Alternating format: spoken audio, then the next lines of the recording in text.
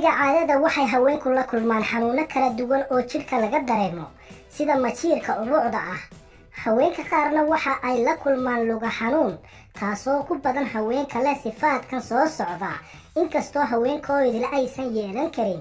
sifooyinkana waxaa ka mid ah haweenka ka yar 30 sano iyo haweenka caadada leh in ka badan 5 maalin, kuwaasoo dhiigga ku lumiya maadooyinka potassiumka iyo magnesiumka oo haddii ay jidhka ku yaraadaan la dareemo xanuunkan. iyo weliba haweenka caadada u bilaabantay xilli hore, iyo haweenka cayilan ama buuran, iyo haweenka aan horay u dhalin. haddii aad haddana soo booqatay fadlan nagu caawi subscribe, waxay noo tahay dhiirigelin. aad iyo aad ayaad u mahadsantahay daawashadaada Umar Oscar Official. la soco barnaamijka xogaha caafimaadka maalin walba. haddaba daawadayaal, su-aasha u horeysa la isweydiin karaa waxay tahay maxaa keena xanuunka xilliga caadada? waxaa la aaminsan yahay inuu xanuunkan keeno maado jidhka bini'aadamka ku jirta oo loo yaqaano prostaglandin, waxayna maadadan hawsheedu tahay in minka uu soo arooriyo xilliga caadada si dhiigu u soo baxo.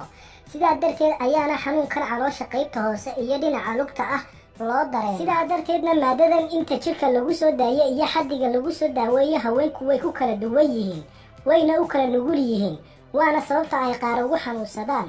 qaar kaloo haweenka ka mid ahna aysan waxba dareemin, balse haweenka qaar waxaa lug xanuun ula socdo shuban, matag iyo weliba lalabo. xanuunkanna waxaa loola tacaalaa siyaabo kala duwan, maxaa yeelay sida aynu kor kusoo sheegnay, jidhka ay ku yaraadaan maadada potassiumka iyo magnesiumka waxay ka qayb qaadataa xanuunkan laga dareemo xilliga caadada lugta.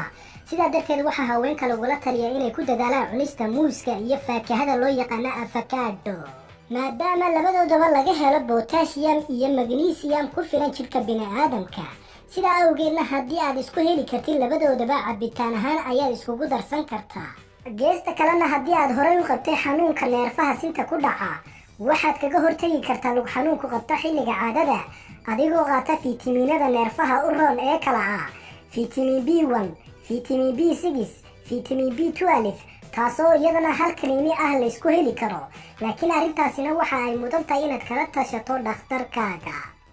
haddaba si loo kala sooco nooca lug xanuun ee ku qabta xilliga caadada, waxaa loo baahan yahay inaad warbixin dheeraada laga weydiiyo cabashadaada si loo kala sooco ciladaha aynu soo sheegnay.